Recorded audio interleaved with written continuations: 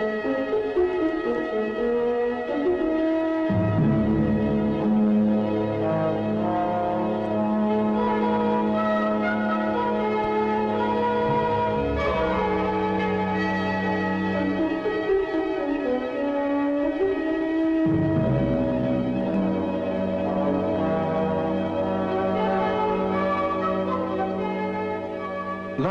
has always been closely identified with its river, navigable for seagoing ships right to the doors of its merchants. In the past, the river was a main highway for its citizens, and the town soon stretched far along its banks. To the east, the greatest growth took place, lining the banks with warehouses and docks, and the dwellings of the people who gained a living by the river.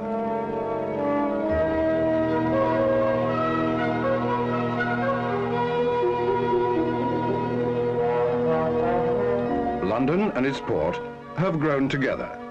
Now, with a population of 8 millions, it has spread in all directions, absorbing towns and villages into what is today Greater London. To seaward of this great capital, the Thames curves northwards for a while at Galleon's Reach, with Greater London's last remaining undeveloped land on its south bank.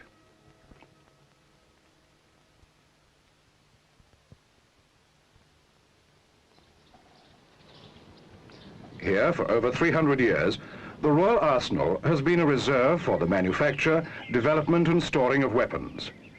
Today, hidden among the trees, are the derelict factories where munitions were once made.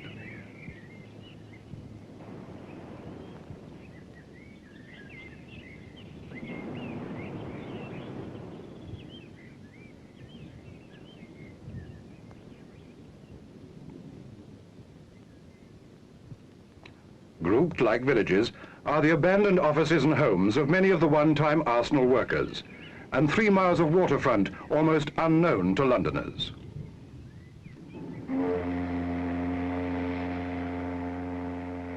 When 1,000 acres of this area were released from their historic use, the Greater London Council, the biggest local authority in the world, took up the challenge and the chance to plan a new community for 60,000 Londoners, and started work with the 2 London borough councils. Below Abbey Wood and the remains of Lesner's Abbey, the land was flat, open to the river's winds and very marshy in places. The GLC team wanted to shape these marshes into attractive canals and lakes for sailing. The existing water spaces were quite beautiful, and the aim was to integrate them into the landscaping scheme.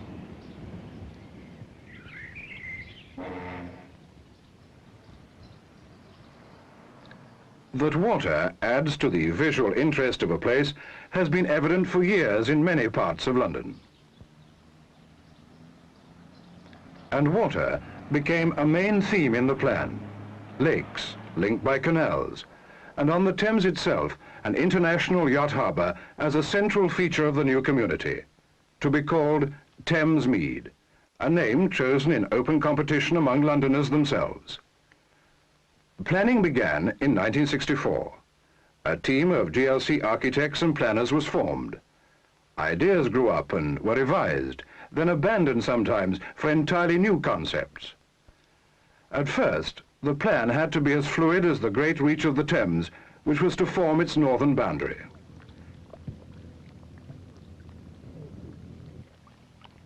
Here is how the GLC team began to see Thamesmead, looking ahead into the 21st century and making the most of the opportunities the wide river offers. This model shows the town centre, culminating in the yacht harbour. The colours indicate to the planners the different uses of the buildings. Tall buildings are closely identified with the harbour to give as many people as possible the advantage of views of the marina and river.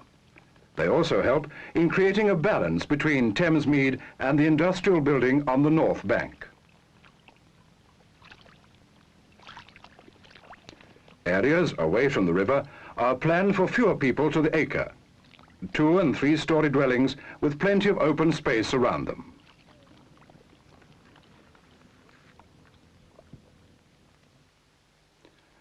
To rely on existing communications would obviously have been impracticable, and the development of a main road plan was influenced by several factors. The proposed Sea Ring, a new motorway to link Thamesmead with the GLC's Greater London motorway system and the national trunk roads.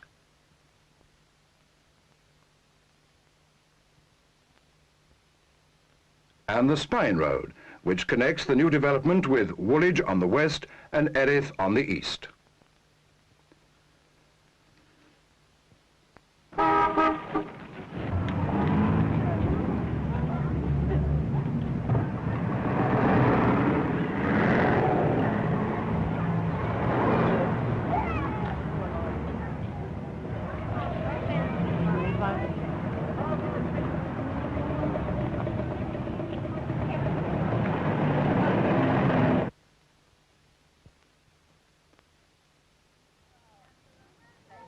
But new roads are not going to result in this sort of chaos. At Thamesmead, the pedestrian will have an environment entirely of his own. Homes, schools and parklands linked by traffic-free pathways and walks.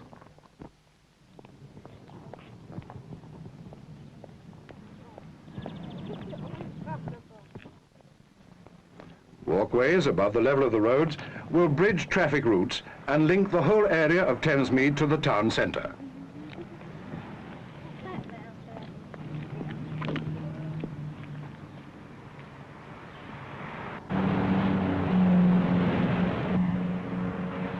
With a 15-year building programme, work had to be planned stage by stage. By 1966, agreement to the immediate development of the eastern end of the site was reached.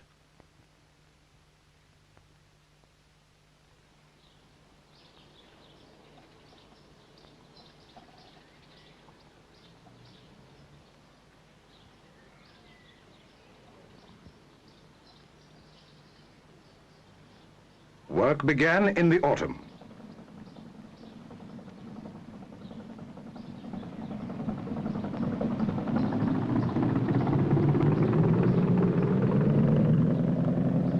Great attention is being given to landscaping.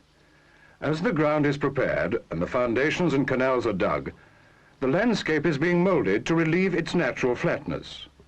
For instance, a mound which will stretch from Lesners Abbey to the Thamesmead waterfront is being constructed ready for early planting of trees.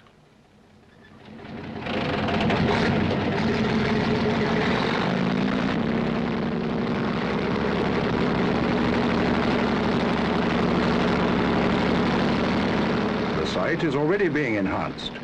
Lawns are laid and trees planted even before the houses are built.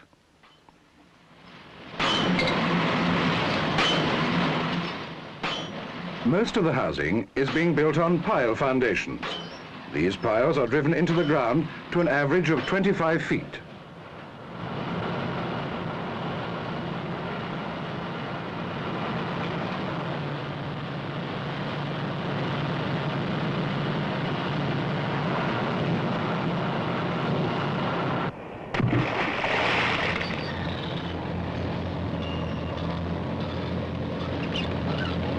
One of the two lakes to be linked by canals is already under construction. This lake, with the sailing facilities it will offer, will provide a decorative area of water covering some 30 acres, possibly more. It's also a factor in the preparation of the site, because with the canals, it's an important part of a highly organized land drainage system.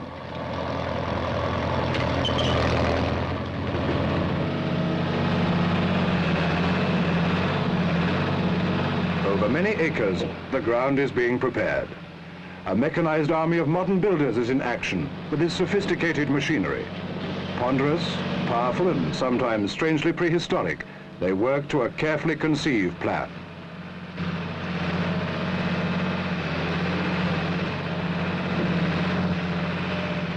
One of the first buildings to go up was a factory to manufacture prefabricated units for the multi-story blocks. By the end of 1967, the conventional housing could be seen growing above the surface of the ground.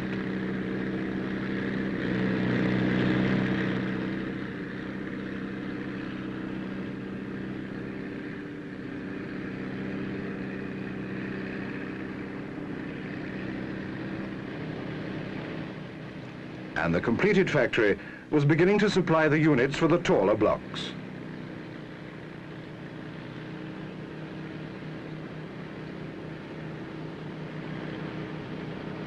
These units are carried in specially designed trucks to the waiting cranes.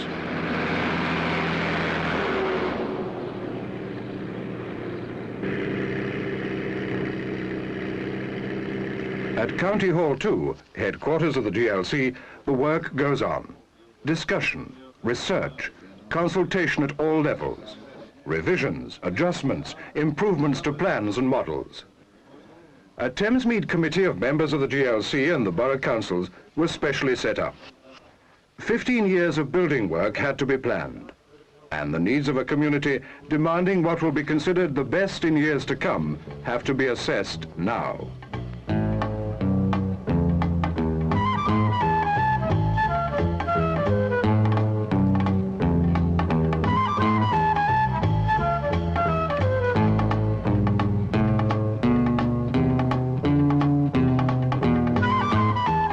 A community development group has been formed to study and encourage community activities. For instance, the needs and pleasures of children and young people are a priority at County Hall and in the two boroughs. Education, recreation, sports and children's play. All vital needs of a growing, healthy modern community are being built into the plan.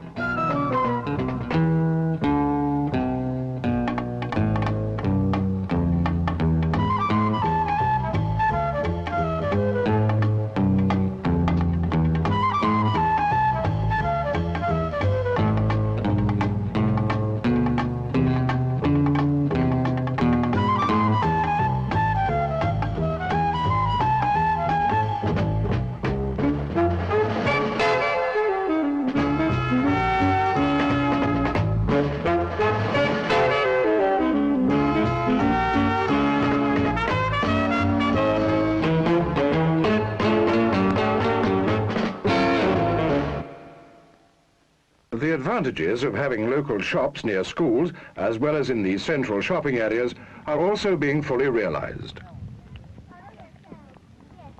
The work of a community study group ties in closely with the work of the Bexley and Greenwich councils and voluntary organizations in health and welfare service fields.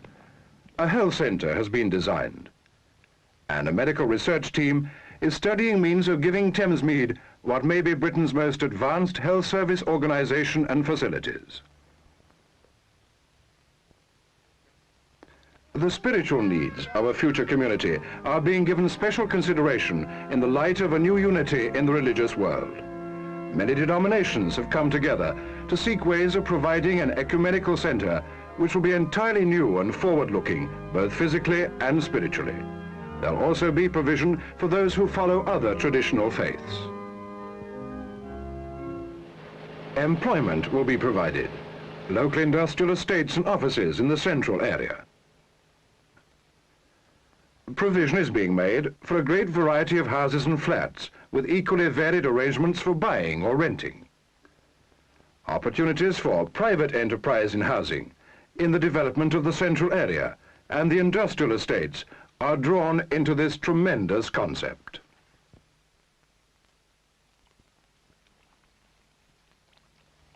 This is the pattern from which Thamesmead will grow into a community of 60,000 people. A town of the future, grafted into the London already there. Its localities linked by green walks, patterned with bright canals and great areas of water. The needs of the motorist and pedestrian sensibly met. A community with its own identity has been born, but a community that is a lively part of London, growing from the river, the changing Thames.